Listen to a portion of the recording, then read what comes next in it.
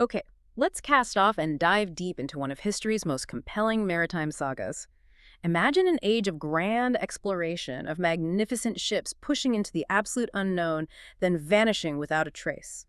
The Franklin expedition, a name whispered with both awe and profound tragedy, is truly one of history's most enduring mysteries. But what if we told you that the very icy grasp of the Arctic, which swallowed these mighty ships and their crews, also preserved one of them almost perfectly, offering an unparalleled window into its final moments in the lives of those aboard? Fascinating, really. For over 160 years, tales and tantalizing clues circulated on this expedition. Much of what we knew came primarily through invaluable Inuit oral histories passed down through generations, actual accounts. Then, in 2014, an archaeological discovery on the seabed changed everything. It confirmed those long-held accounts. We weren't just finding a wreck, we were essentially opening a meticulously preserved time capsule from the mid-19th century. It's like a direct portal to a lost world. That's precisely what makes this so captivating. Today, we're embarking on a deep dive into the incredible underwater archaeological surveys of HMS Erebus. These took place in 2015 and 2016 at the site, which is now a designated National Historic Site of Canada. We've got a stack of fascinating reports from Parks Canada. They lay out the immense challenges of working in the high Arctic, the cutting-edge technology they deployed, and the truly astounding artifacts brought to light.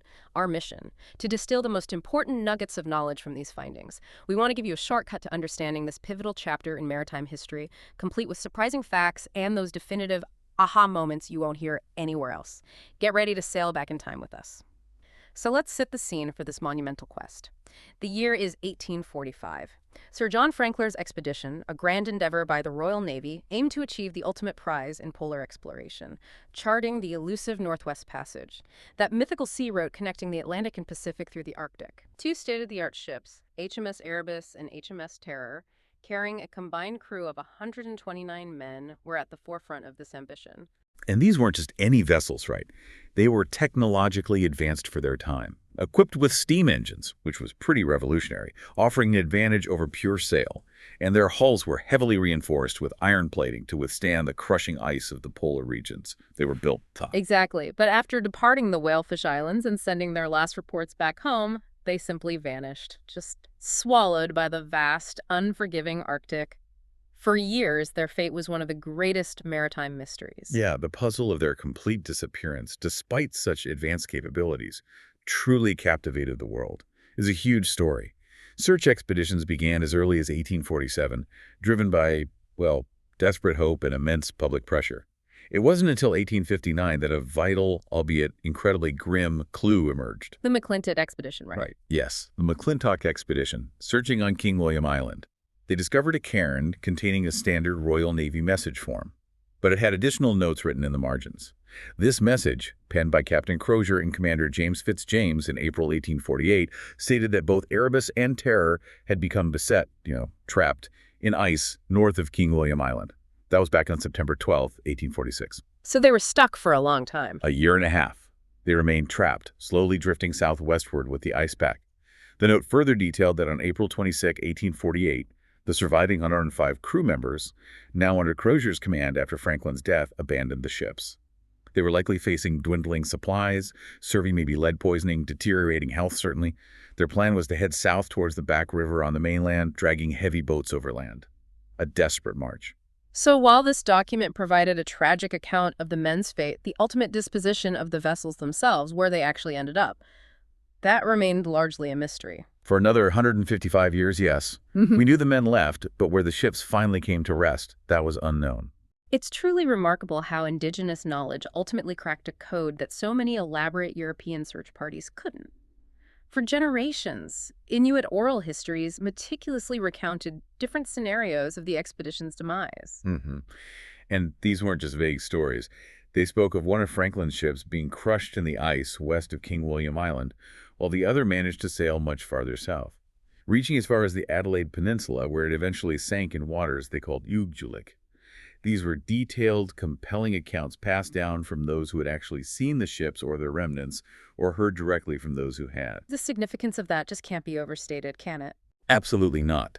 The profound significance here is that these first-hand accounts from the Inuit were absolutely critical. Explorers like John Ray, back in 1854, and Charles Francis Hall, a bit later from 1864 to 1869, they diligently recorded these observations from various Inuit communities. Now, even though the accounts didn't always agree on every single precise detail, which often happens with oral traditions passed down over time, the repeated corroborating reports were key. Reports of a wreck found off the western shore of the Adelaide Peninsula in a specific area. That provided the crucial approximate starting point for the systematic searches that began in the 1960s and continued intermittently. So it fundamentally underscores that traditional knowledge is not merely folklore. Exactly. It is a vital, historically accurate source. And in this specific case, it was the key, the absolute key that ultimately led to the discovery of Erebus. And then, after all those years of painstaking searching, often directly guided by those very Inuit accounts, it finally happened. It did. On September 2, 2014, the Parks Canada Underwater Archaeology Team, the UAT, discovered the wreck of HMS Erebus. The discovery was made using side-scan sonar. Think of it like an underwater acoustic camera deployed from their survey and diving boat, the RV Investigator.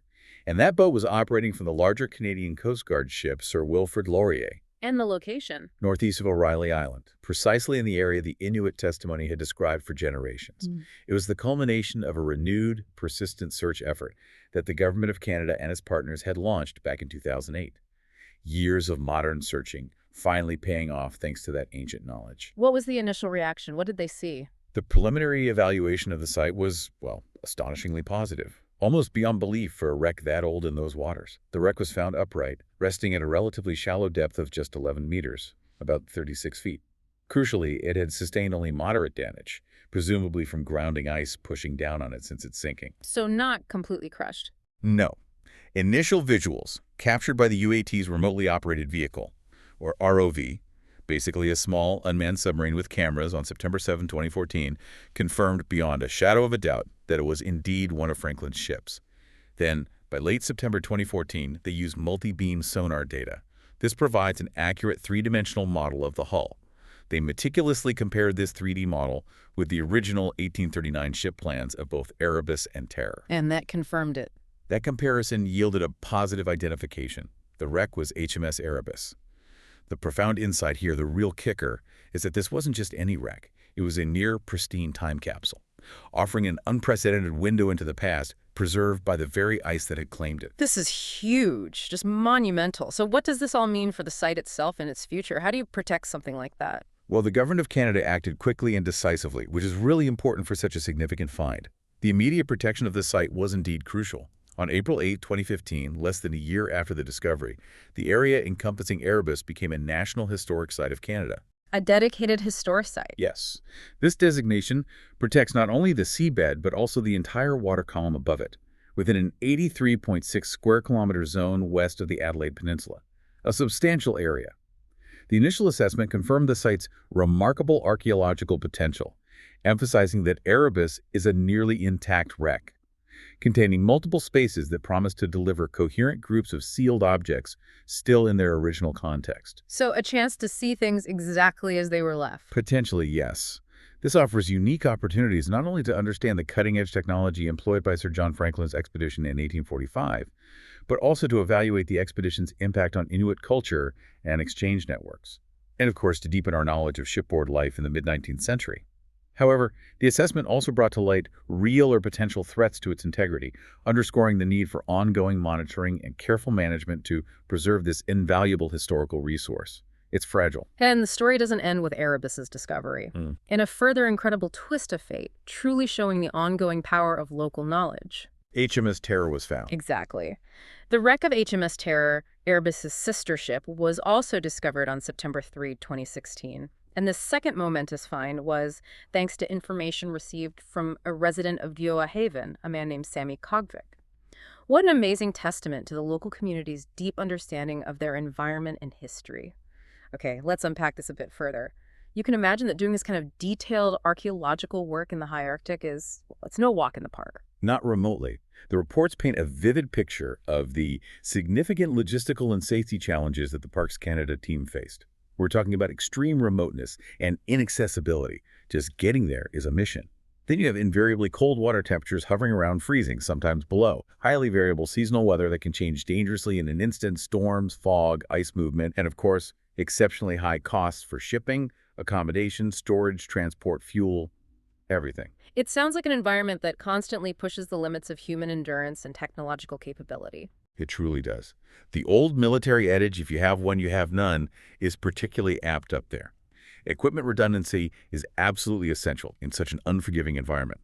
A single equipment failure could halt an entire multi-million-dollar mission and, more importantly, endanger personnel.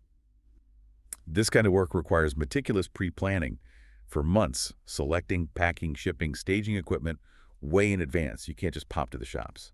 And collaboration must be key. Absolutely essential. Extensive collaboration with a wide array of partners, including the Canadian Coast Guard for icebreaker support and logistics, the Royal Canadian Navy for specialized diving assistance and medical support. Seneca College provided critical diver training. The Arctic Research Foundation offered logistical platforms like their research vessel, and even external diving and hyperbaric medical specialists were involved. These partnerships were absolutely critical to meeting the challenges and ensuring safe and successful operations at the Erebus site. The UAT didn't just go once, did they? They conducted a series of complex operations, always adapting to the changing Arctic conditions.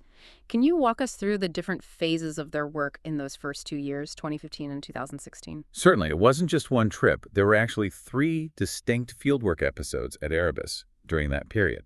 The first, dramatically titled Breaking the Ice, HMS Erebus Revealed, ran from April 1st to 21st, 2015. This was an ice camp operation. They set up a base directly on the thick sea ice, working through holes cut into it. Diving through the ice. Yeah, exactly. Which presented its own unique set of challenges, extreme cold, managing the ice holes, but also opportunities, like having a relatively stable platform compared to a boat. The second mission, Mission Erebus and Terror 2015, took place later that year during the open water season between August 14th and September 21st.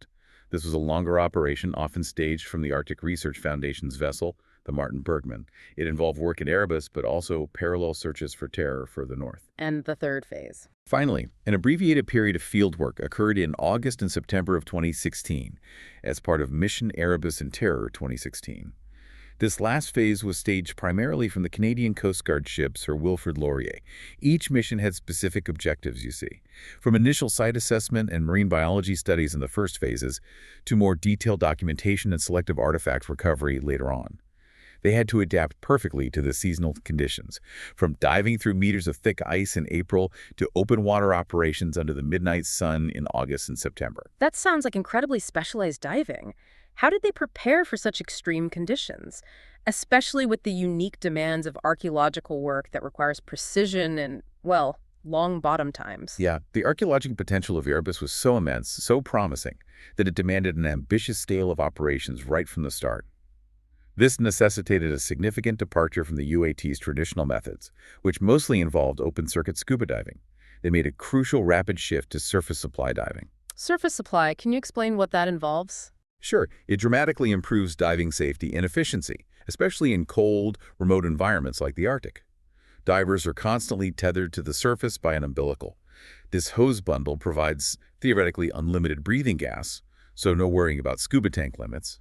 It also includes hardwire systems for vastly clearer communications with the surface supervisor. And, critically for the Arctic, it allows for the continuous supply of hot water to their diving suits. Hot water suits. Yes, these suits have tubes running through them, carrying warm water pumped from the surface. This provides much greater comfort and significantly extends dive durations in the frigid waters, sometimes allowing for dives of up to 3 hours, compared to maybe 30-40 minutes safely on scuba in those temperatures. Crucially, surface supply diving also enables the safe use of a greater suite of underwater power tools, like drills or lift bags, and it's absolutely essential for future plans involving penetration and excavation inside the wreck itself. So it was a necessary step up in capability. Absolutely. Looking back, the initial reconnaissance dives on Erebus right after the discovery in September 2014 were actually undertaken with quite limited equipment and preparation. They relied heavily on the CCGS Sir Wilfrid Laurier for safety and support. That made the rapid decision to return in April 2015, just months later, with full surface supply diving capability, a major but necessary leap. So, a monumental learning curve there for the team. How did they get everyone up to speed so quickly, especially given the specialized nature of surface supply diving and the urgency to return to the site in April 2015 for that ice diving operation? It was an extraordinary undertaking, really compressed timing. Given that most UAT staff had limited surface supply diving experience, they undertook an intensive, rigorous 9-week training course starting in January 2015. This specialized training was overseen by Seneca College's Underwater Skills Program coordinator and supported by multiple instructors, real experts.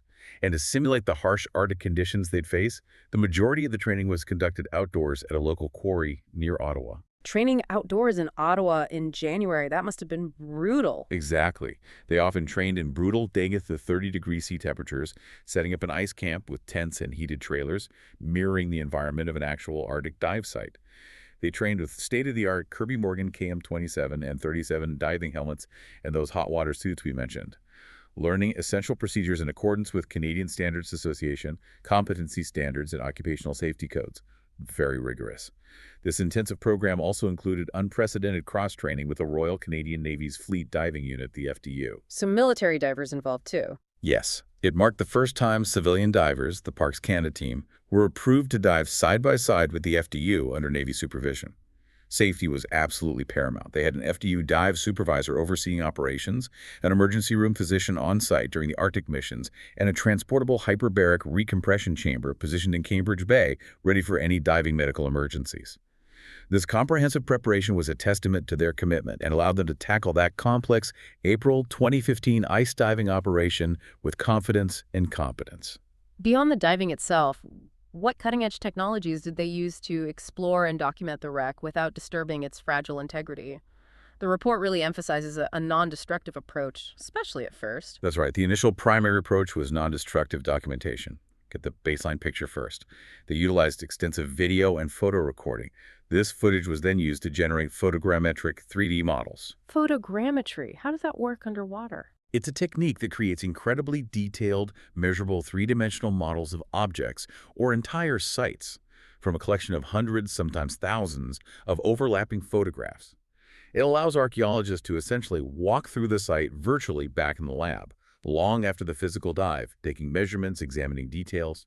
For precise site relocation and mapping, isolated artifacts scattered on the debris field, especially during the August-September 2015 fieldwork from smaller inflatable boats, they used a compact Trimble Yuma 2 GPSMAP tablet. This ran ESRI ArcPad software and leveraged the Canadian Hydrographic Service multi-beam bathymetric model as a detailed base map, ensuring incredibly precise positioning, centimeter accuracy sometimes, even in dynamic open water conditions. And the multi-beam you mentioned earlier, that gave the big picture. Yes. For even more detailed 3D imagery of the wreck itself and its immediate surroundings, they employed Advanced Multi-Beam Echo Sounder, or MBS systems. The Canadian Hydrographic Service, CHS, initially used a 200-400 kHz R2 Sonic 2022 MBES in 2014. That provided the foundational 3D model of the hull. Then in 2016, the RV investigator deployed a pole-mounted Arctusonic 2024 MBES, operating at an ultra-high frequency of 700 kHz. Think of it like an ultra-high-resolution underwater CT scan. It provided incredibly detailed 3D imagery of the wreck structure and the surrounding seafloor features, crucial for understanding large-scale site dynamics and how the wreck might be changing over time due to ice scour occurrence. Did they try any other mapping? They also trialed 2G Robotics ULS 500 and ULS 200 laser scanners. Laser scanning underwater can provide even higher resolution than sonar in some conditions. While initial results were promising, indicating its potential to quickly map the 3D site with very high accuracy, further trials were needed to fully realize this technology's capabilities in that specific environment. It's complex tech to deploy effectively. And getting inside the wreck, that must have been challenging. Hugely. To peer into the ship's most enclosed and inaccessible spaces, like inside cabins or between decks where divers couldn't easily or safely fit, they first used inspection cameras. Things like pole-mounted GoPro Hero 3, Hero 4 cameras and Panasonic HMR10 POV cameras. These were carefully inserted through existing hull ruptures and openings in the upper deck. The POV system, with its real-time video monitor on the surface, allowed operators to guide the camera effectively around interior obstacles and see what was inside. But they got something more advanced later. Yes. By September 2016, they deployed a customized Deep Tracker DTG-2 remotely operated vehicle, or ROV. This small, highly maneuverable unit, measuring just over 30 centimeters wide, was perfectly sized to navigate into the tight confines of the lower and orlop decks. It provided real-time high-definition video feeds from areas previously completely out of reach to divers. This is a real game-changer for interior documentation, allowing them to see into cabins and storage areas. They weren't just looking at the wreck itself, though, were they? They were studying its environment, too. Why was that important? Crucial. Understanding the environment is key to understanding the preservation and the threats. A CHS Andera WLR-7 submersible water level recorder was deployed for an impressive 154 days in 2015. This provided vital data on tidal ranges, information previously unavailable for this specific remote Arctic region. Tides affect currents and water movement around the wreck. An ArcticNet Teledyne RD Systems Sentinel-V Acoustic Doppler Current Profiler, or ADCP, was also installed nearby. This measured current velocity and water temperature profiles through the water column. This data is absolutely crucial for understanding the environmental factors that both contribute to preservation, like the cold, and threaten the long-term stability of the site, like strong currents, or wave action moving artifacts, or causing erosion. I remember hearing about a really unique public outreach component during the April 2015 ice camp. Can you tell us about the live dive? It sounds like an amazing way to share the experience almost in real time with the world. It was an important and incredibly innovative component of that April 2015 project, yeah. The vision was ambitious. It established a live audio-video link directly from the Erebus site in the remote Queen Maud Gulf all the way to the Royal Ontario Museum, the ROM, in Toronto. The original intent was even more complex, a full three-way interactive link. Imagine an archaeologist diving on Erebus, another archaeologist on the ice surface describing the dive, and a school group of 7th grade students in an auditorium at the ROM asking questions in real time. Did they manage that? Well, the full three-way interactive link proved technically challenging due to things like ice camp tent positioning, affecting satellite signals, and bandwidth limitations. It's the Arctic, after all. But the students at the ROM could still hear and see a live underwater tour of the shipwreck, narrated by an archaeologist on the ice. This involved a complex array of technologies running an audio line from the diver's full face mask communication system to the camera, using robust fiber optic cables to send the mixed audio-video feed reliably to the surface control tent, then converting the signal and transmitting it via a satellite uplink and SkyData system all the way to Toronto. The key insight here is that it was a fantastic way to share the thrill of discovery and the immediate results of the expedition directly with the public, allowing them to experience the wonder of Erebus in real time, bridging thousands of miles and bringing the past directly to a new generation. Very cool. Now, something less glamorous, perhaps, but necessary. It sounds like much of the site, especially the upper sections, was covered in marine growth, kelp specifically. How did they deal with that, and what did that tedious task entail? You're right, it wasn't glamorous, but absolutely essential. Upon discovery, prolific brown algae, or kelp, specifically the species Laminaria saccharina, obscured most of the upper works and hull sides of the Erebus, like a thick blanket. This dense vegetation significantly hindered detailed archaeological recording, especially for that photogrammetric modeling we talked about, as the software needs to identify clear, fixed points on the wreck itself. So, a significant portion of underwater work time in both the April ice camp and the August-September 2015 open water season was devoted to carefully removing this kelp. How did they do it? Just pull it off? Carefully. Divers use sharp pruning shears, like garden shears, to cut the kelp stalks right at their base, near the holdfast that attaches them to the wreck. Then they bag the cut fronds in mesh bags. In April, under the ice, these bags were carefully deposited in open areas of the debris field away from the main hull. In the summer operations from the boat, they hoisted the bags to the surface, motored several hundred meters off-site, and then dumped them overboard to prevent them just settling back down and re-obscuring the wreck. Did it grow back quickly? That was the encouraging news.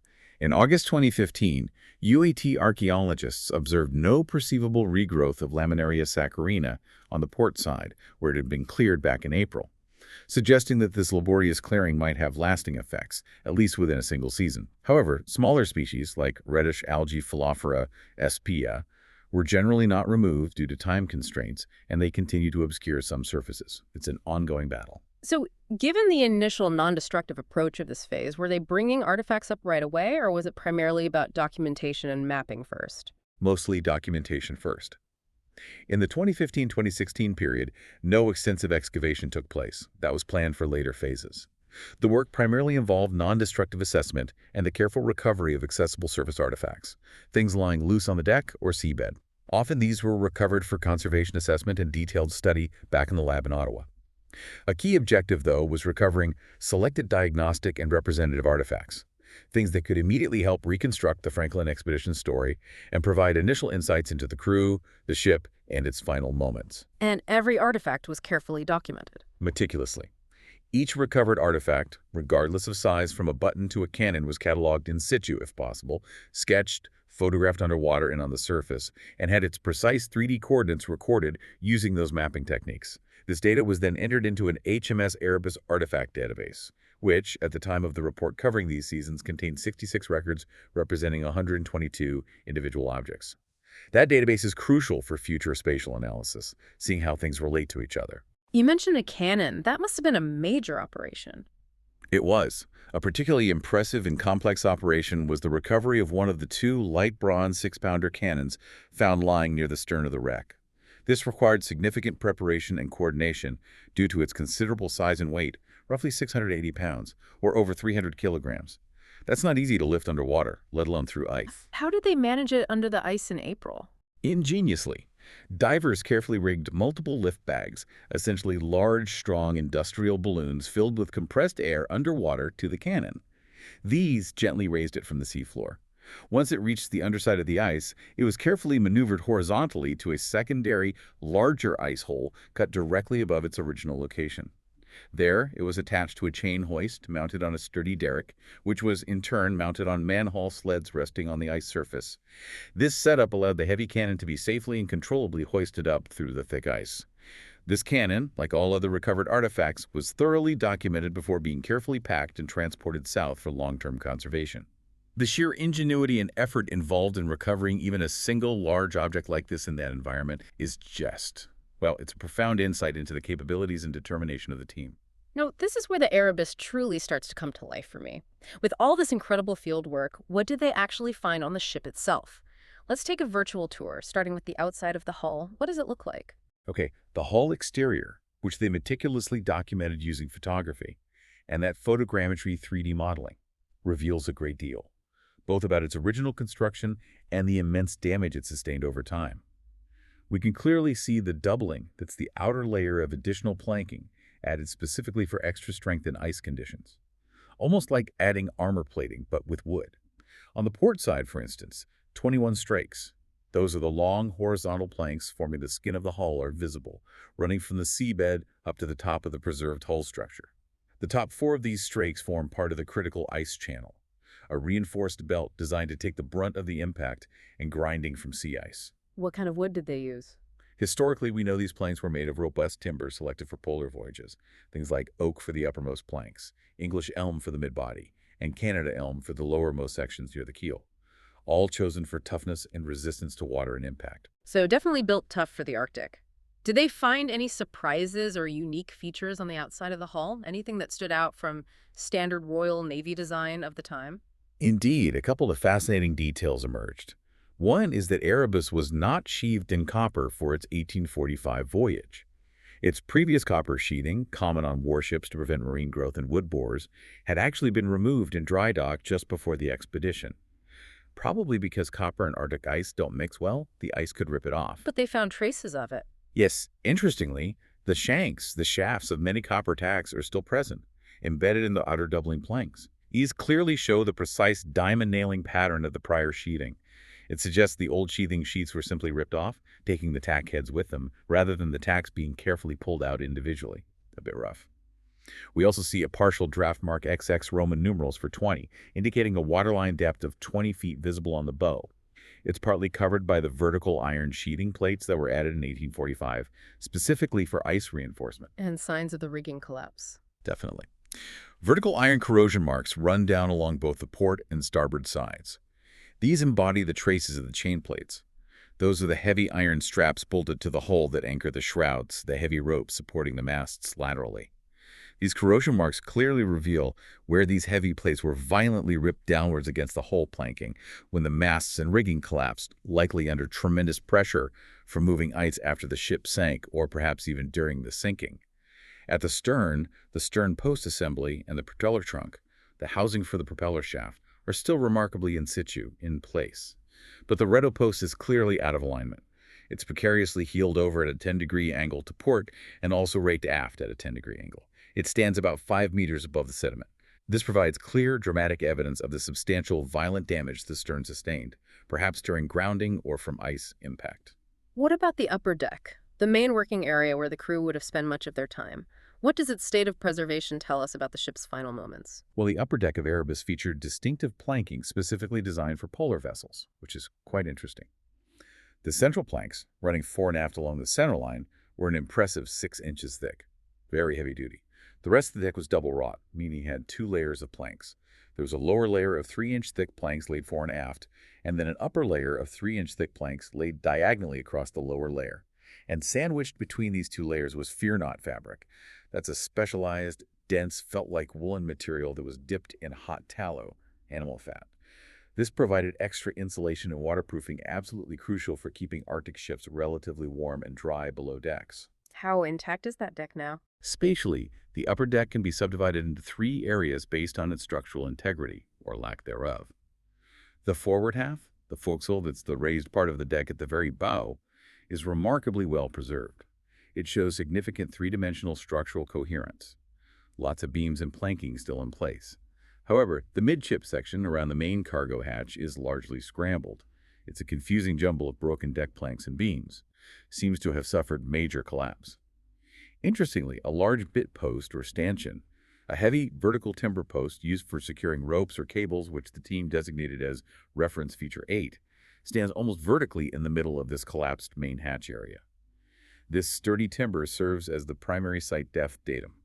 It provides a strong, stable reference point in an otherwise chaotic area, which is crucial for accurate archaeological mapping and measurements. If we could peer inside, below that upper deck, what would we see in the more private and working spaces of the lower decks? What insights do these interior views offer into daily life on board? Okay, the interior video and photo imagery, which was later significantly enhanced by that ROV footage in 2016, has been particularly revealing, offering glimpses into a world frozen in time. In the sick berth, typically located in the bow and accessed via the bowsprit partner structure, the ROV footage shows a jumble of wooden debris and a significant layer of silt. This largely obscures the lower deck surface itself. However, some inner partitions and shelving units are partly in place, and remarkably, preserved white paint is visible on some planking. This gives us a rare, tantalizing glimpse of what this medical area might have actually looked like for the sick or injured crew members. What about the galley, the ship's kitchen? Moving aft towards the center, the galley stove itself, a large iron Fraser's patent model specifically supplied to the expedition, appears intact and is still in its original position. It is, however, covered with sediment, possibly some fabric remains, and marine growth, which makes its full assessment challenging without careful excavation.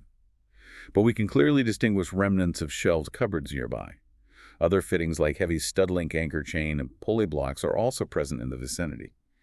This indicates a preserved working area, helping us reconstruct the daily routines and logistical challenges of cooking for over 60 men on Erebus in the Arctic. And the officers' areas, more private spaces. Yes. Moving further aft again, the officers' accommodation is where the ROV captured some truly excellent images, really penetrating into their world.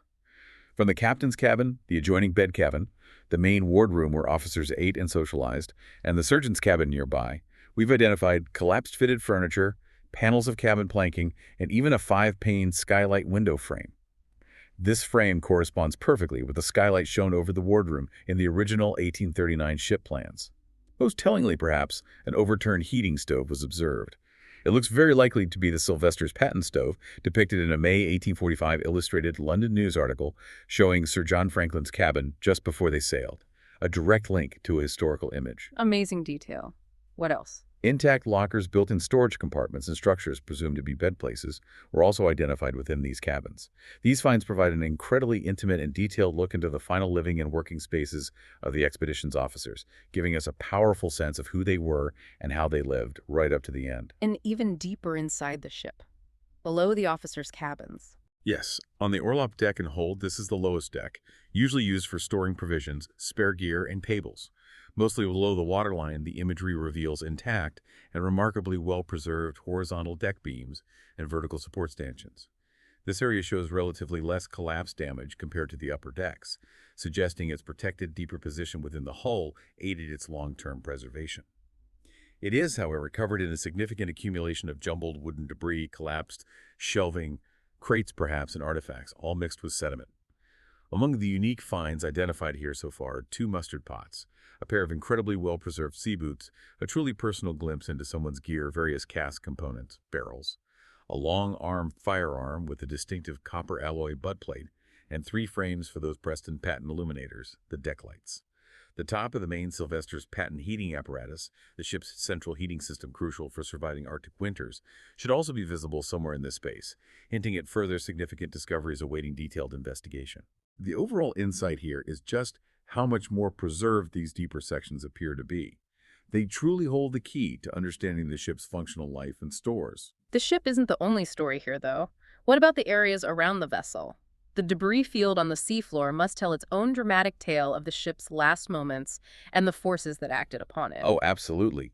The debris field tells its own profound story.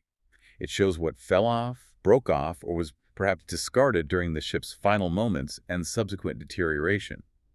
For instance, they found a detached section of the upper deck lying on the seabed off the port bow.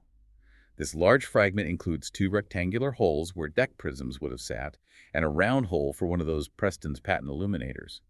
A glass prism was even recovered from atop this feature. Using photogrammetry, this deck section has been digitally reconstructed back to its original position on the ship model. Wood species analysis of a plank from this section identified it as red pine or Scots pine. What about the masts and rigging? Did any of that survive? Well, all three masts, fore, main, and mizzen, and the bowsprit, that large spar extending forward from the ship's bow, are detached from the hull. They're gone. The fore and main masts appear to have snapped off at or just above upper deck level, leaving visible frayed stumps. While the mizzen mast, the rearmost one, and the bowsprit appear to have been forcibly unstepped, meaning they were deliberately removed or perhaps violently dislodged from their sockets or steps deep within the hull. This clearly points to the immense violence of the ship's final encounter with the ice, or the pressure exerted after sinking. Scattered across the debris field, we also find numerous deadeyes, part of the system for tightening rigging, chain plates, the metal hull anchors for the rigging, and fragmentary remains of the wire shrouds themselves. These are all crucial components of the ship's standing rigging that held the masts firmly in place. Their scattered state offers critical clues to the ship's complex rigging system and its ultimate failure under incredible stress. While the precise identification of all the mast and spar components lying on the seabed requires further detailed recording, it's clear that the number of visible pieces is fewer than the original count, and there's very little surviving rope. Interestingly, no sails have been observed to date, which makes sense given the historical accounts state the ships were abandoned while beset in ice, likely with sails furled or removed. You mentioned anchors earlier. How many did they find, and what do they tell us? Remarkably, a total of 8 iron anchors were observed in the near-hull debris field, each embedded into the seabed sediment to some degree. 2 large bower anchors. These are the primary anchors carried at the bow, with folding stocks, typical of the period, are in place right at the heel of the stem, near the very front of the ship underwater. They stand upright, oddly, with their crowns, arms, and flukes buried, and crucially, their heavy anchor chains are still attached and appear to lead back towards the ship's hawse pipes, where the chain runs out. This strongly suggests the ship was not riding at anchor when it foundered. If it had been, the anchors would be dug in far away, with the chain stretched out. Instead, it seems these anchors fell from their catted or stowed positions near the bow as the ship went down, indicating perhaps a rapid or unexpected sinking event. 8 anchors seems like a lot. It does, but polar expeditions often carried extras. Other smaller anchors, likely stream or kedge anchors, are found on the seafloor further back, abreast the forehatch and off the quarters, the rear corners of the ship. These appear to have fallen from their stowed positions on the ice channels along the ship's sides, where extra anchors were often secured for quick deployment or use as ice anchors. However, no specific ice anchors, which have a different design for gripping ice, have been positively identified at the site yet. And there was another really surprising find quite far from the wreck. Yes, in a truly unexpected and quite remarkable discovery, a second, spare propeller, made of copper alloy, was spotted from the surface during unusually flat, calm water conditions in August 2015. This was located an impressive 43 meters, that's over 140 feet north of the ship's bow, completely detached. It's a 2-bladed propeller, about 218 centimeters, over 7 feet in diameter, and it's partially buried in the seafloor. Its considerable distance from the main wreck indicates how widely debris could scatter during the sinking event or be moved afterwards, perhaps driven by powerful underwater currents or shifting ice scraping the seabed. It gives us a sense of the dynamic forces at play even after the sinking. And finally, a very poignant piece related to steering the ship. Indeed. In another poignant discovery, a fragment of Erebus's double ship's wheel, or helm, was found on the seafloor about 27 meters south from the ship's stem. This small surviving portion represents part of what was originally a large, double-wheeled helm mechanism, the kind needed to provide enough leverage to steer such a large vessel. Finding this piece brings an incredibly human connection to the wreck. Steering the ship was a fundamental task, and this is particularly poignant because the very same wheel design appears clearly in a daguerreotype portrait taken of Lieutenant Henry Le Visconti, one of Erebus's officers. He's pictured standing proudly beside it on deck just before the expedition's departure from England in 1845. It's a direct, almost haunting link between a physical object found on the seabed today and one of the individuals who sailed on this fateful journey. A true aha moment, connecting history, technology, and the human element. So we've walked the decks, peered inside, and seen the scattered remnants around the ship. Now let's talk about the smaller, more personal items, the everyday objects that truly bring the story of the Erebus crew to life. These offer intimate glimpses into their daily routines, their challenges, their world. These are the things that connect us most directly to the men who vanished, aren't they? They really are. And the broader significance of finding everyday items, like the food service pieces found particularly on the lower deck in the forecastle area near the galley, is that they're incredibly telling about daily life and mess routines. We've recovered, for example, 6 British white fine earthenware dinner plates. Most of these feature the very common blue willow pattern. Ah, the classic willow pattern. Exactly. It's unsurprising, really, as blue willow plates were perhaps the most widespread and affordable transfer print ceramic wares of the 19th century, very common on Royal Navy vessels for the general crew. 2 of these willow plates are stamped on the back, Stone China and W&SE, indicating they were made by the William and Samuel Edge Pottery Company, who were active between 1841 and 1848, perfectly matching the expedition timeframe. One plate, however, is a bit different. It features a more fashionable Whampoa flow blue pattern made by William Ridgway & Co., dating between 1834 and 1854. This slightly higher quality plate might suggest it belonged perhaps to a warrant officer or was used in a different mess. It hints at the variety of tableware that was actually on board. What's truly fascinating here, though, are the personal touches on these plates. You mentioned graffiti, hints at the individual lives of the crew members. You're right, that's where it gets really interesting. Some of these plates and a related bowl show crude graffiti scratched onto the reverse sides, onto the unglazed foot ring usually. We see things like a broad arrow symbol. That's the standard mark indicating British government property. But also what looks like a crudely drawn anchor, or perhaps a modified broad arrow, and even a number 4. Many also have a different number of simple cut marks made across their foot rings, like 1, 2, or 3 small nicks. This strongly suggests that these different graffiti symbols and cut marks relate to specific messes, the small groups of sailors, usually 6 to 8 men, who ate together and shared utensils, or maybe even identify plates belonging to individuals within a mess unit aboard Erebus. So like carving your initial on your lunchbox? Kind of. It was a common practice in British colonial military contexts, like ships or barracks, to mark items to track personal or mess property, especially low-value things like plates that could easily get mixed up. These finds also line perfectly with 19th century Inuit oral histories. For instance, an account from an Inuk named Putaruk, recorded in 1879, specifically mentions seeing china plates below deck on one of Franklin's ships when his group visited the abandoned vessel. Adds another layer of corroboration to the Inuit testimony. And the key insight here is that the very presence of these relatively low-value, standard-issue ships' property plates left behind also implies a selective Inuit salvage activity. They took things they had more immediate use for wood, metal, but left many of the ceramics, suggesting a practical focus in their salvage efforts. Any signs of the infamous canned provisions? Well, we also found a small piece of pinched sheet metal that may be the partial remains of a metal can. While its exact original contents can't be confirmed just from the fragment, we know from historical records that large quantities of foodstuffs, including canned soups, meat, and vegetables supplied by contractor Stephen Goldner, were definitely taken on board Erebus and Terror. Enough to feed over 129 men for at least 3 years. Analysis of this particular metal fragment showed it was a pewter alloy, mostly tin with some lead. So it gives us a direct, tangible link back to the controversial provisions that were part of their ambitious and ultimately doomed expedition. Moving on from the mess deck, what do the recovered rigging items tell us about the ship's working life and perhaps even the disaster itself? You mentioned belaying pins earlier. Yes, the rigging components offer stark evidence of both the ship's demanding operational life and the immense violence of their end. We recovered 4 solid bronze belaying pins. These are essentially short, heavy, removable metal or wooden posts that fit into holes in rails, called pin rails or fife rails, around the masts or along the ship's sides. They were crucial for securing or belaying the ship's rigging the ropes used to control the sails and yards. These particular pins ranged from 31 to 33 centimeters long, and unlike the more common wooden belaying pins found on many ships, these were made of solid bronze. It speaks to the advanced and robust outfitting of the Franklin expedition.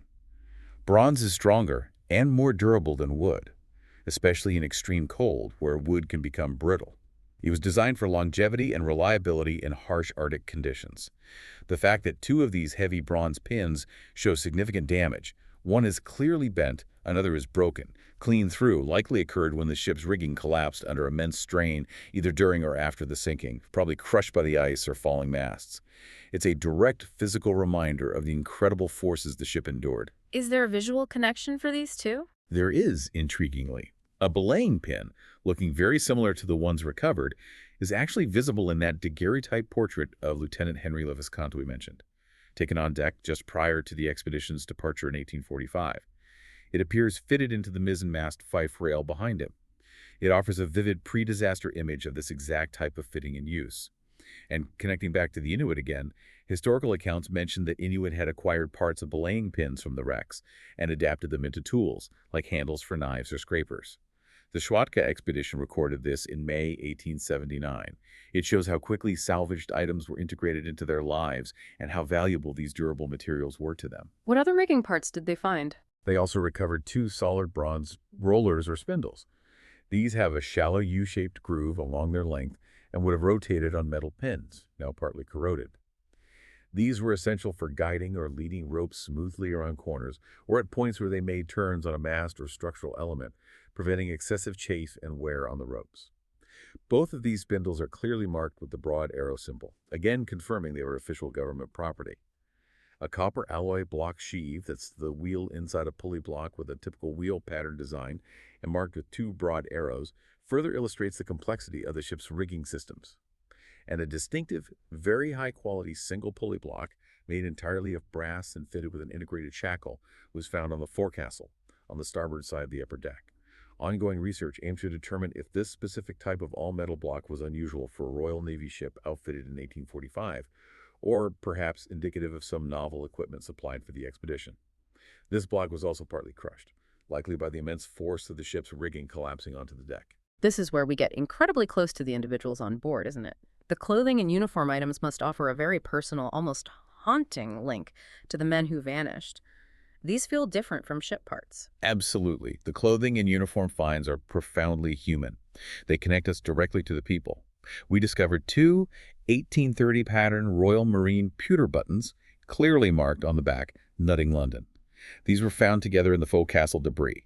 These almost certainly came from the uniform jacket or coat of one of the 7 Royal Marines who served aboard Erebus.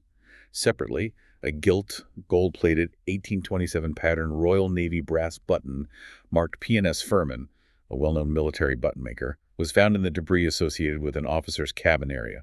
This confirms it belonged to one of the ship's officers. These small objects connect directly to the specific groups on board the 13 Royal Marines across both ships and the numerous officers who led the expedition. They make their presence felt in a very tangible way. Were there other uniform items? Yes. A rectangular brass shoulder belt plate was found on the lower deck. It's decorated with a crowned lion emblem and banners inscribed Gibraltar and Per Mare Per Terram, the Royal Marines' motto, by sea, by land. This is from the 1827 Royal Marine uniform pattern and would have been worn on the crossbelt. It likely belonged to one of the 2 Marine sergeants on the expedition, either Sergeant Daniel Bryant from Erebus or Sergeant Solomon Tozer from Terror. We can't be sure which ship came from originally, if it was salvaged and moved by the crew before abandonment. These small yet significant pieces help us put faces, or at least ranks and roles, to the names on the official crew list. And there's one unique piece of clothing that offers an even more intimate and potentially identifiable detail. hinting at one specific individual. This is really exciting for historical research, isn't it? The boot. Yes, the boot is a truly remarkable find. A largely complete, hand-stitched boot was recovered from sediment inside one of the officers' cabins. Its construction, using a welted technique, helps date it, confirming it was made before 1856, consistent with the expedition's timing. It appears to be a fashionable civilian cold-weather product, rather than standard Navy issue. Its slender sole is distinctly shaped or crooked for a left foot. It measures about 28 centimeters long. The interior was clearly lined with fur for warmth, and analysis specifically identified seal hair inside, highly appropriate for the Arctic. Its overall quality, style, and location strongly suggest it belonged to one of the officers.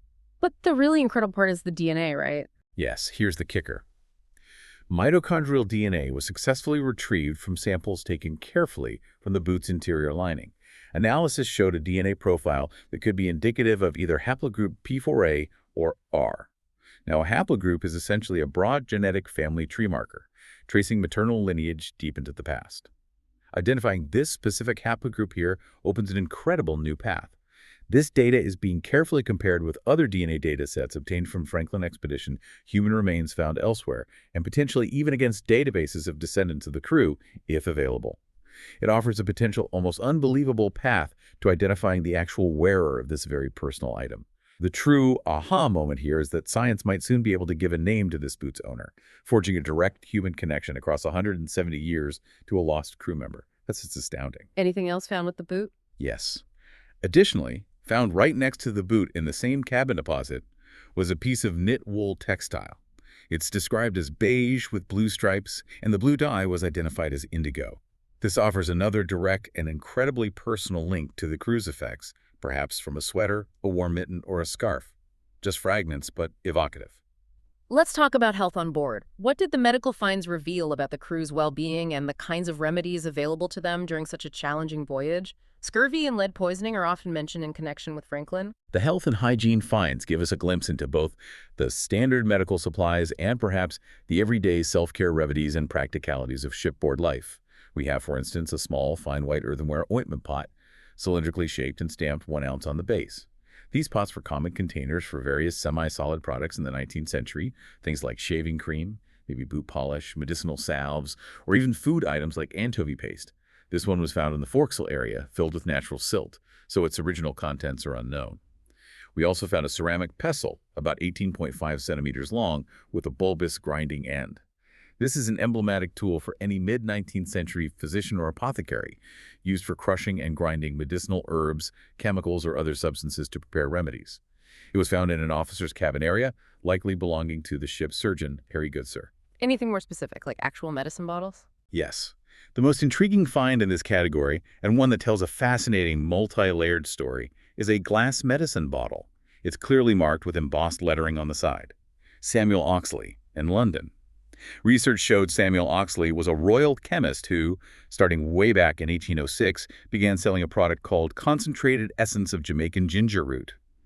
This was a popular patent medicine, a self-medication remedy for a whole variety of ailments: indigestion, seasickness, chills, even lowness of spirits. So a common remedy bottle, pretty straightforward, right? Maybe someone was feeling down or seasick. But I hear there's more to this particular bottle story. This is where we get a truly surprising insight into shipboard improvisation and reuse. This bottle was found down in the lower deck forecastle area where the regular sailors and Marines lived. And while it contained an unidentified muddy substance, to everyone's surprise, X-rays revealed it also contained 1 large lead buckshot pellet and 18 smaller lead birdshot pellets. Shotgun pellets inside a medicine bottle. Why? It's exactly. Detailed analysis performed by conservation science staff at Parks Canada revealed more clues. They found traces of gum arabic and potassium bicarbonate inside the bottle as well. Both of these chemicals were standard items listed in the official Royal Navy medicine chest inventories for the period. So the theory, the most likely explanation, is multi-stage reuse. First, the bottle was originally acquired, perhaps years before the expedition even sailed, for its ginger essence. Later, maybe during the voyage, it was reused on Erebus to store these medicinal chemicals, perhaps in an improvised way if their original containers broke, given that these chemicals typically had their own distinctively shaped bottles in the medical chest. And then finally, perhaps during the desperate period after the ships were abandoned, it was repurposed yet again, this time as a convenient small flask for carrying birdshot, likely for hunting birds like ptarmigan to supplement their dwindling rations. What this really tells us is about the sheer ingenuity born of necessity, maybe even desperation. Every single item had to serve multiple purposes. Turning a simple medicine bottle into a container for chemicals and then into a literal lifeline component for hunting, that's a profound testament to the crew's resourcefulness and efforts for survival.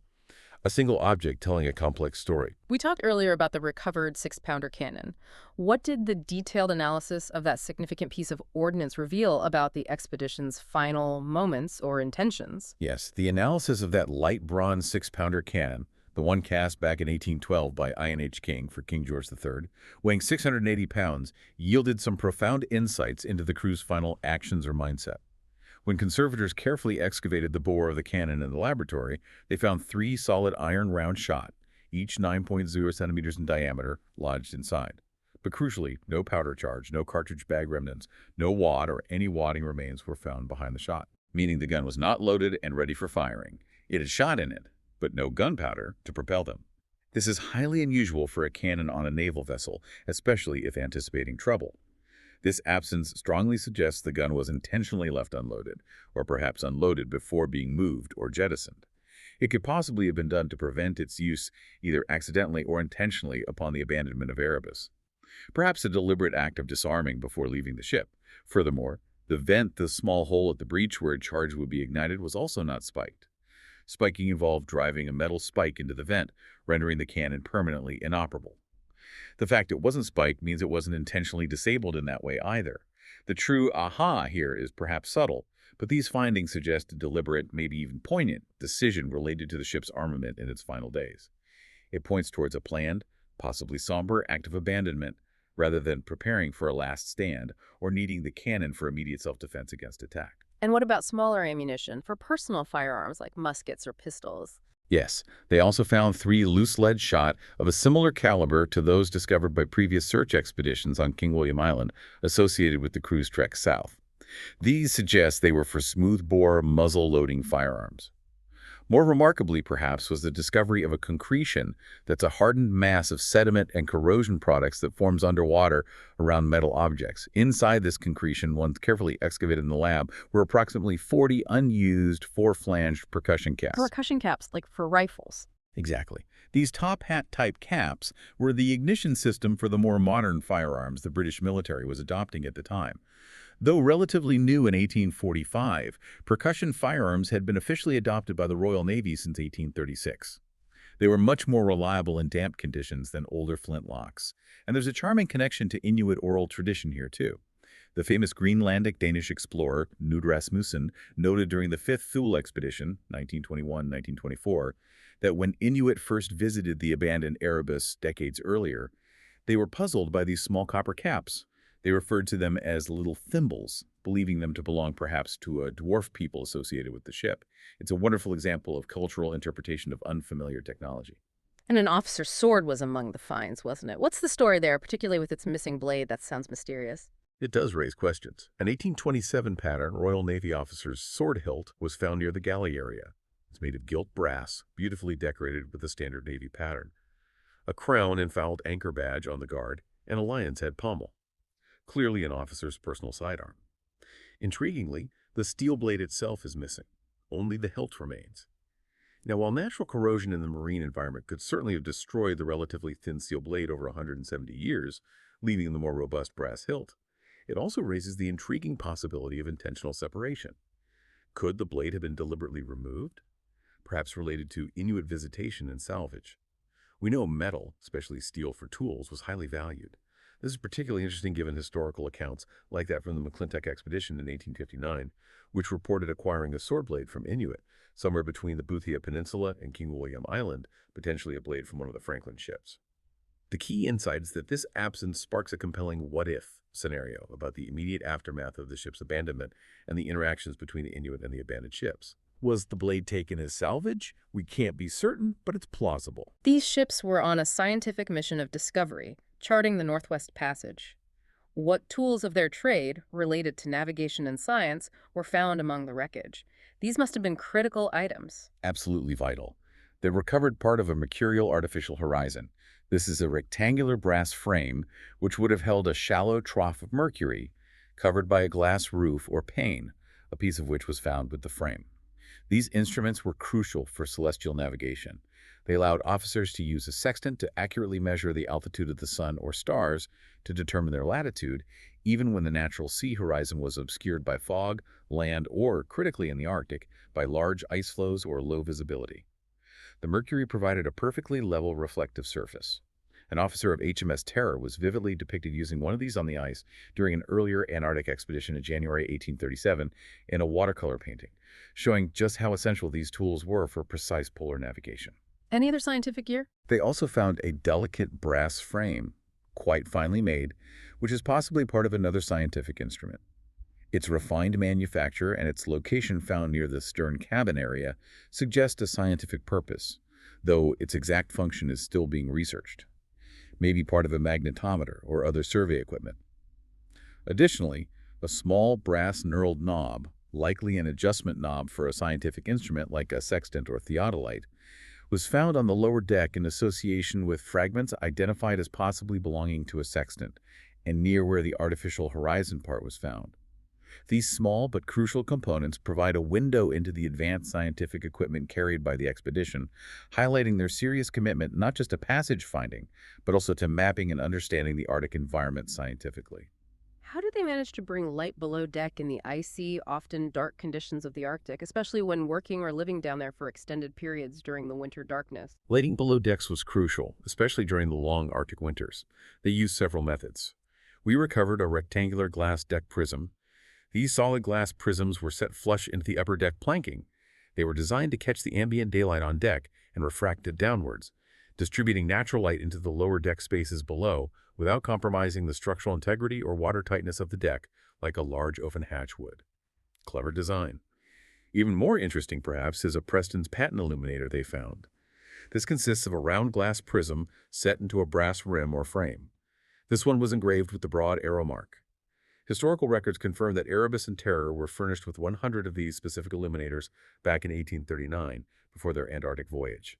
Some were even recycled from an earlier famous Arctic exploration ship, HMS Hecla, used by Sir Edward Parry.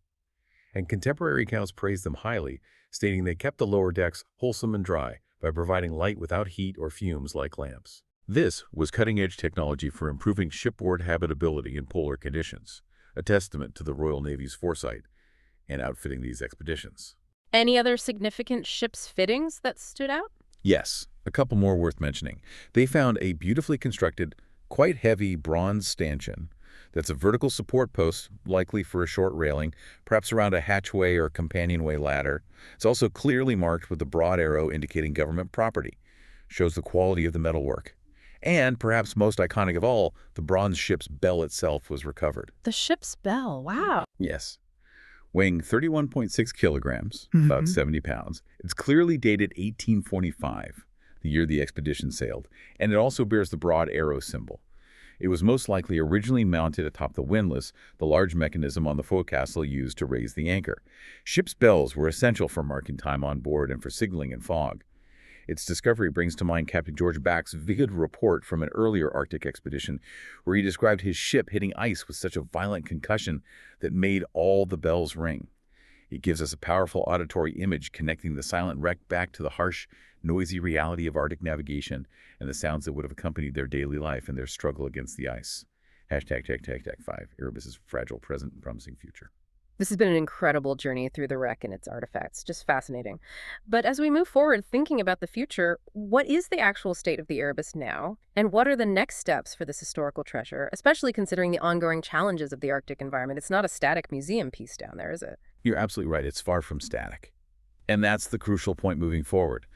The broader significance here is that while the extremely cold water temperatures and the, until recently, semi-permanent sea ice cover typical of the Canadian Arctic have undoubtedly contributed positively to the amazing long-term preservation of Erebus in its relatively pristine state compared to wrecks elsewhere, paradoxically, the site is still actively deteriorating. It's not stable. Deteriorating? How? The most critical natural threat identified at present, given its relatively shallow depth of only 11 meters, is wind-generated wave action during the brief, open-water summer months. The surrounding islands in Queen Maud Gulf are quite low-lying, offering very little natural protection against strong winds blowing across a fetch of water. This allows significant waves to build up and impact the wreck site directly. So the very forces that shape the Arctic wind, waves, ice, the things that contributed to its long-term preservation by keeping it cold and isolated, are also still actively at play now eroding this fragile history. That's a powerful and somewhat heartbreaking paradox, isn't it? It is, precisely. The Parks Canada UAT archaeologists have documented specific instances where a strong gale in September 2015 caused noticeable movement of loose timbers and even smaller artifacts on the seafloor and across the upper deck. They even observed that detached section of the upper deck we discussed, the one between the fore and main hatches, physically pulsing up and down under the influence of a 1 to 2 meter surface swell. You could see it flexing. It was repeatedly hitting the supporting beams below and causing adjacent, more intact structures to visibly tremble. And this specific storm, while strong, was likely not an isolated event. This kind of stress happens repeatedly. The critical insight here is that this continuous dynamic impact from natural forces raises an urgent question. How do we best protect such a fragile site from these ongoing impacts? Doing nothing is not really an option if we want to preserve the information it holds. The report covering this work suggests that this particular damaged and detached deck section might actually need to be carefully dismantled, recorded, and removed in intervention to prevent further irreversible damage to the more intact structures located directly below it, like the fragile galley stove complex or potentially undiscovered seamen's chests. What about sediment? Is it being buried, which might protect it? Sedimentation varies across the site. While much of the upper structure and the surrounding debris field shows relatively little sediment accumulation, allowing things to be moved by currents, the deeper interior spaces, the orlop deck and the hold, have significant deposits of fine silt. This sediment infill actually aids in the preservation of organic materials like wood, leather, and textiles within those enclosed deeper spaces by limiting oxygen exposure. So burial can be good in some ways. And of course that marine growth, primarily kelp but also mollusks and other encrusting organisms, continues to obscure surfaces. It requires ongoing clearing efforts for detailed archaeological study and recording, even if it might offer some very minor short-term protection from direct water current abrasion. Removal is key for understanding the site. Many popular descriptions of Erebus, especially right after the discovery, highlighted it as largely intact or in pristine condition. What's the archaeological reality of its hull integrity when you look closely compared to these popular perceptions? It sounds like there might be a difference between what people imagine a perfectly preserved ghost ship and what the archaeologists are actually seeing on the seabed. That's a really important distinction to make. Those terms largely intact or pristine condition were, and sometimes still are, used in a relative sense. They primarily serve to emphasize its exceptional state of preservation compared to most other saltwater shipwrecks of that age, which are typically found as completely collapsed, flattened structures, often with very little wood surviving at all. In that context, Erebus is astounding. However, to a marine archaeologist looking with a critical eye, the hull of Erebus is far from truly intact in an engineering sense. While the lower hull structure and the orlop deck planking seem largely preserved, many internal structures and fitted furniture in the upper and midsections, like the tween decks where the crew live, have been severely crushed downwards or reduced largely to their foundations on the deck below. There's been significant vertical collapse. Yet crucially, the deeper orlop deck and hold structures, those lowest parts of the vessel below the original waterline, be remarkably well preserved structurally. And these deeper, more robust enclosed spaces seem to be playing a key role in maintaining the overall structural integrity of the surviving hull. They're like the strong foundation holding the rest up. We also know the bow is embedded about 1.3 meters into the seafloor sediment, and the stern is embedded even deeper, about 2.5 meters. This provides a stable, if partially buried, foundation for the wreck. So the summary is, while she's an absolute miracle of preservation compared to the norm, she's also a deeply damaged and fragile wreck site that requires careful handling. What final insights do these first 2 years of initial survey and limited recovery work give us about the Franklin expedition's ultimate fate and the processes that formed the archaeological site as we see it today? What's the big picture understanding we're taking away from this initial phase reported here? Well, these initial findings, even without major excavation yet, have allowed archaeologists to begin reconstructing the sequence of events that likely unfolded before, during, and immediately after the sinking of Erebus. For example, the positions of those 8 supplementary anchors, found still stowed near the bow or on the ice channels along the sides and not deployed out on the seabed, strongly reinforce the conclusion that the ship was not at anchor when it foundered. It seems to have sunk while drifting, or perhaps after grounding. The fact that the tiller, the large bar used to turn the rudder, appears to have been removed from the rudder stock by the crew and was found stowed separately on the upper deck sometime prior to sinking, and the rudder itself is damaged and not in situ, implies the ship wasn't being actively steered immediately prior to its final moments. This again supports the historical narrative of abandonment from the note found by McClintock. Importantly, the findings consistently corroborate many details from those 19th century Inuit oral histories regarding specific ship features, like the general location and orientation, and items found or salvaged, like china plates and empty casks. The key insight from comparing the archaeology with the oral history is that while Inuit salvage clearly occurred over the years after the sinking, it wasn't completely wholesale. A significant number of artifacts remained, suggesting they selectively chose items most useful or valuable to them, metal tools, wood for fuel or building, while leaving other things behind. What about the collapse? The collapse of the masts and bowsprit, evident from their snapped-off or unstepped positions, was clearly caused by the immense pressure of the surrounding or overriding ice, likely after the ship settled on the seabed. Many of the heavy iron chain plates that secured the rigging to the hull parted company violently, flipping downwards against the hull planking due to these forces, leaving those telltale corrosion marks. And those artifact clusters observed on the lower deck are particularly illuminating for understanding life on board. Food service items found concentrated near the galley area, Royal Marine uniform parts, and that intriguing shot-filled pharmaceutical bottle found clustered in the forecastle, which is where the Marines were traditionally quartered. Officers' personal items, uniform buttons, and navigation tools found concentrated midships and aft in the cabin areas. These coherent groups of artifacts, even those recovered from relatively disturbed surface or debris contexts, provide incredibly valuable insights into the designated living and working spaces on the ship, and perhaps hint at the unfolding events that transformed the ship from an active vessel into a sealed archaeological site. This initial work gives us a solid foundation for understanding the tragic end of this grand expedition. So, with all these insights gained, but also acknowledging the ongoing environmental challenges and the fragility of the site, what's next for Erebus? How do they plan to continue unraveling its secrets given its complex three-dimensional state and the dynamic, damaging Arctic environment? You hit the nail on the head. The work documented in these 2015-2016 reports was truly just the beginning, a vital first step. This initial assessment phase successfully answered fundamental questions about what kind of information can realistically be extracted from this unique site, and crucially, how to tackle this complex, multi-layered, three-dimensional archaeological puzzle within the extremely limited annual window of opportunity that the short Arctic summer provides. Based on these findings, future excavation is definitely warranted and, in fact, has already begun in subsequent seasons not covered by these specific reports. Excavation will be focused on areas identified as having high research interest, potentially concentrated artifact deposits, and reasonably good structural integrity. Priority areas identified included the officers' cabins, potentially holding documents, personal effects, scientific records, the sick bay, medical supplies, clues to health, the debris field immediately astern of the wreck, things washed out, and potentially intact individual seamen's chests if found. And this requires a more intrusive approach. Yes. The crucial insight, and a shift from initial hopes perhaps, is that a carefully planned, targeted, intrusive approach, meaning excavation, is now deemed by the Parks Canada team as likely the only way to fully address the important research questions remaining about the expedition.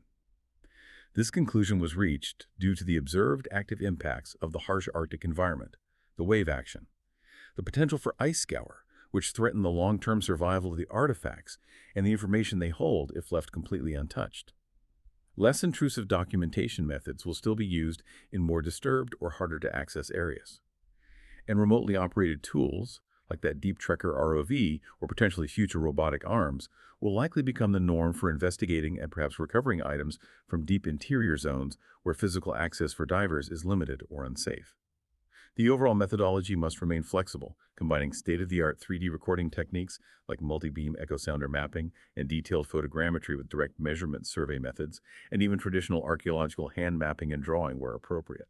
All of this data needs to be integrated into a sophisticated Geographic Information System, or GIS, for comprehensive spatial analysis and interpretation. So it sounds like, well, preservation in situ, meaning leaving things exactly where they are found on the seabed, is often considered the first option or ideal under international heritage guidelines like the UNESCO Convention on Underwater Cultural Heritage. The dynamic and actively deteriorating nature of the Arctic environment means that, in this specific case, archaeologists must act proactively. They have to intervene to save this history before it's lost forever to those relentless natural forces. It sounds like a race against time, in a way. It absolutely is in many respects. The Orlop deck and hold, in particular, still hold immense archaeological potential. They likely contain yet-to-be-imaged elements of the auxiliary steam propulsion system, the engine, the boilers, which was a cutting-edge feature of these ships and key to their mission. Finding and studying that would be huge. Even the periphery of the debris field, further away from the hull, could potentially offer insights into the ship's final drift trajectory within Wilmot and Crampton Bay before it finally sank. Ultimately, it's about carefully recovering and meticulously understanding this unique material culture. The ship, its fittings, the artifacts, the environmental data to shed new light on a pivotal historical moment in polar exploration. And, more broadly, it's about uncovering the enduring human story within that history, the story of the officers and crew, their lives, their struggles, and their fate. The ongoing deterioration means a responsible, targeted, intrusive approach based on solid research questions is now necessary to secure this knowledge for future generations before it degrades further. Hashtag outro. What an absolutely extraordinary deep dive into the wreck of HMS Erebus. From the really cutting-edge technology deployed by the Parks Canada team in such a challenging place, to the incredibly personal artifacts that give us such a direct, almost tangible link back to the crew. This site is truly a historical marvel. It's a powerful testament not only to the immense challenges and dangers of 19th century Arctic exploration, but also, I think, to the power of modern human ingenuity, collaboration, and sheer resilience in uncovering and understanding our shared past. Definitely. This deep dive illustrates so vividly how every recorded fragment, every meticulously recorded detail contributes to rewriting and enriching one of history's most compelling and enduring maritime narratives.